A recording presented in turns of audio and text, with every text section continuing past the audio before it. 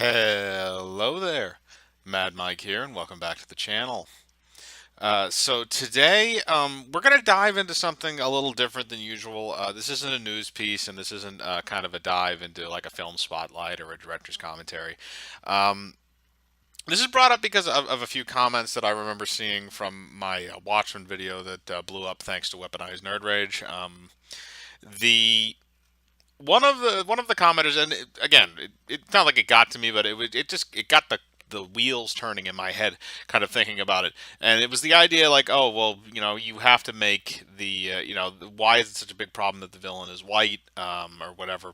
You need the villain to be a minority or something like that. And basically, it was a comment just basically saying that I was racist, um, but the idea of that kind of hit me a little bit because you think about how racism is portrayed in the media and in entertainment today versus how it was portrayed in the past. And it made me kind of think of like what we think of iconic things that have happened in the past in terms of film, and kind of how to portray the horror of what. That's kind of the thing, with Hollywood these days, is that they choose, to subliminally insert racism and things like that into plot lines, some of which don't need them, and they don't really have any reason to be there. But some of them, I felt they did it with the Watchmen teaser. It could be that it was just misrepresented in the teaser and the show will be different. It's a very distinct possibility. I personally don't think that way just because teasers are kind of meant to get you interested. So they usually don't show a whole lot of stuff, but from what I gathered, you could pick it apart. But there there are really two ways to effectively approach racism from a story standpoint if you're going to have it kind of be front and center.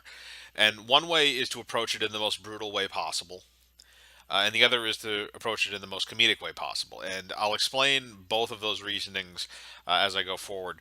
But in terms of brutality, you want to look at films that handled it well, in terms of showing what real racism actually is, the horrors that it causes, the pain that it causes, the insanity that it breeds.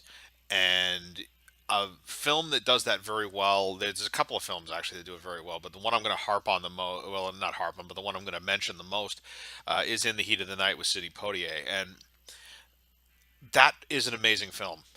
Um, and Sidney Poitier as Virgil Tibbs exemplifies what you want in a strong lead character, because at the beginning of that movie that he's going into the hornet's nest, because this is supposed to be 1960s.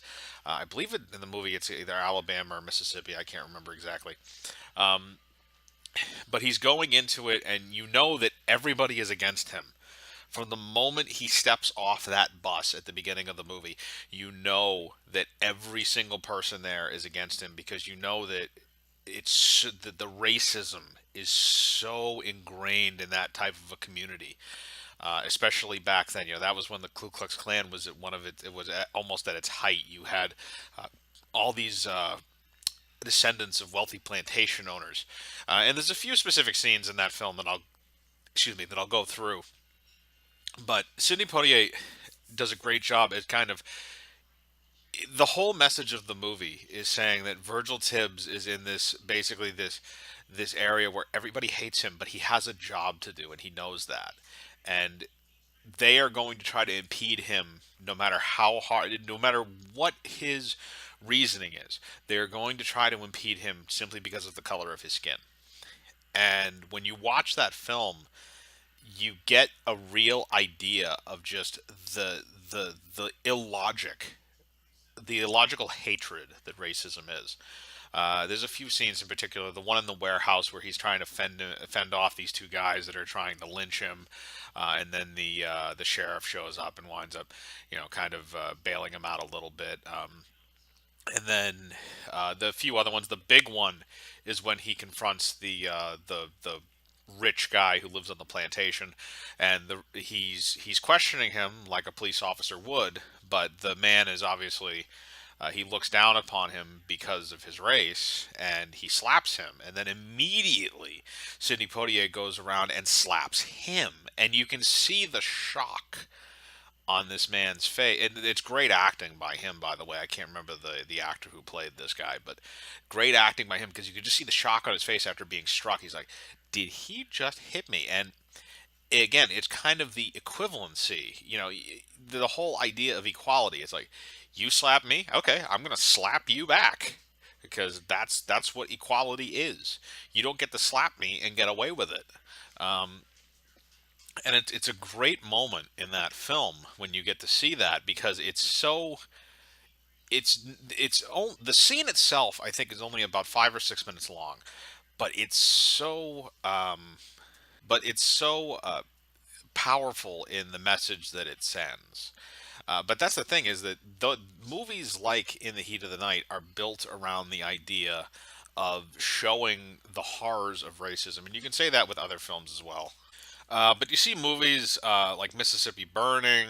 You see films again like The Heat of the Night, In the Heat of the Night. You see films that even came out recently, stuff like 12 Years a Slave and The Help. Um, Racism is the main crux of the film, but it works because of the setting, and it works to show the brutality of what racism once was in the United States. And it's such a brutal portrayal because that's what you need to do when it comes to that type of stuff. People throw the term racism around very, very loosely these days, especially people on the left. Um, and to throw that around is just people that don't understand the weight of what real racism actually is. And this is not stating from a point of view of somebody who has experienced it. This is stating from the point of view of somebody who has looked at the history. And look, we're not in a day and age when you have people getting sprayed with high pressure fire hoses or attacked by dogs or lynched and hung in trees. That's what racism was at one point. Just people doing that strictly for the color of their skin. And you can look at there was a I shouldn't say famous, an infamous case. I believe it was, but that's the core of those movies is that they show what widespread socially accepted racism is, and that was what that was back then until people started seeing the horrors of what was happening. Obviously most of the stuff was aired on television, but sorry, back to what I was saying. Actually, there was a famous case that was in the South. I believe it was Emmett Till was the name of it, who was a young man. I think he was still only 13 or 14 years old. They thought that he had accidentally glanced at a white woman in a convenience store, and he was proceeded to be lynched. I believe he was tarred and feathered, choked, and beaten to death, and then he was hung from a tree. This is somebody who glanced at another human being, and he was murdered for it. That's what racism is. That's the horror of what racism truly, well and truly is. And if you look at films that take racism in a very serious light, that is what they show you in many cases. They show you or they allude to you what it really is. Racism is not, okay, I voted for Donald Trump, therefore I'm a racist. That is not racism. You want to look at racism, you can watch any of the movies I've mentioned, and you can see what racism, at least a glimpse of what it was really like. Or you can read a history book, which some people apparently have not.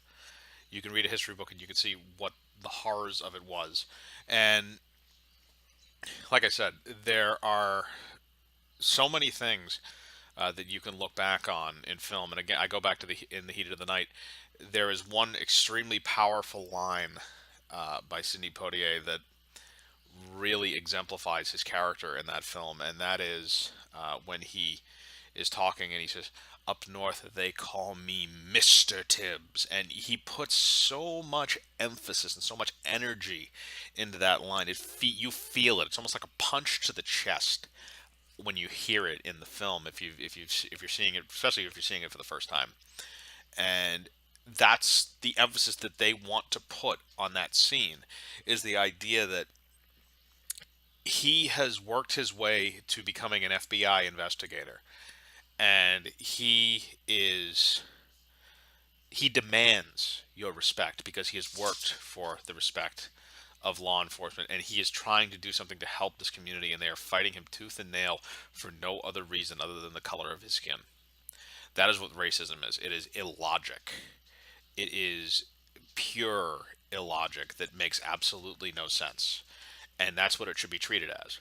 It should be treated as something that's archaic. It should be treated as a cautionary tale to people that did not grow up and experience it. And for people who have experienced it, it should be a reminder that things could be far, far worse than what they are now.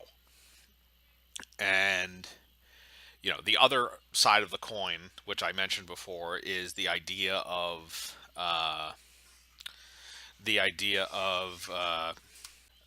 that you either have to take it brutally real, or you have to take it as comedic, as comedic as you can. Because here's the other thing that kind of, it's almost like two opposite ends of the spectrum, but they both work, is the idea of turning racism into a joke. Now, lots of people would consider that, especially certain people would consider, people that are overly sensitive would consider that, oh, you're turning racism into a joke. You're saying that it's funny to do these things. No, I'm saying that it is a joke because it is so archaic and it is so foolish that it should be treated as uh, it should be treated as a joke because it's so archaic and it's so foolish, and it's so, you should laugh at it for how pathetic it is, not because it's not because you agree with it. You don't laugh at something generally. I shouldn't say generally, but if you laugh at a dirty joke or a racist joke, you don't laugh at it necessarily because it's true. You laugh at it because it's pathetic, and that's kind of the idea. I had a video before about Blazing Saddles, where even back in the '70s, Mel Brooks didn't know if he should make it, and Richard Pryor said that he should because he had to make that movie because it was so goddamn funny. And here's the point: Blazing Saddles is not a racist film. It has racism in it, which is kind of not, I wouldn't say the crux, but it's a core thing in the film, with Cleveland Little, who plays Sheriff Bart because he's a black sheriff in a white western town. Um, but when you watch that film, again, a lot of the jokes involve people using racial slurs. A lot of them involve various, uh, slave references, stuff like that. Again, it takes place in the 1850s or the 1870s, after Civil War. But the that's the thing, is that if you make it so that it is literally a joke, so that people don't even think of it as a thing that exists anymore. It's like, oh, that's how people used to be. That's how, it's the kind of the same thing when you think of, we look at cavemen in the same light. It's like, oh, that's how things used to be when people were stupid. It's like you laugh at it because it's dumb. You laugh at it because it's so stupid that you couldn't comprehend it being real. Or I shouldn't say comprehend it being real, but you couldn't comprehend it happening in today's society. Now, that's how racism can be handled correctly in film. Nowadays, however, in many cases, it is inserted into stories simply to garner attention or to garner a visceral response from people, or it's incorporated in some way that makes it take away from the greater narrative because whoever is making the property feels like standing on a soapbox and preaching about things. And it goes racism and feminism and stuff like that. It goes with all those things. And again, there are better theatrical examples of each of those things being used correctly in a story, which some of them I've just listed. And you it's done in a way that complements the story and it doesn't take away from the overall message that people want to send. Because again, the message you want to send is that racism is not good. Racism is bad. Nobody. I don't think anybody who is sane is out there saying that racism is a good thing. Um, and I don't think you should be saying that in media really, unless you're trying to portray a character who's evil or something like that. But to say that because you have a problem that race has been injected into a story and saying that, oh, you're racist because you have a problem that race is in the story. No, I have a problem that with race being injected into a story where it has no business being.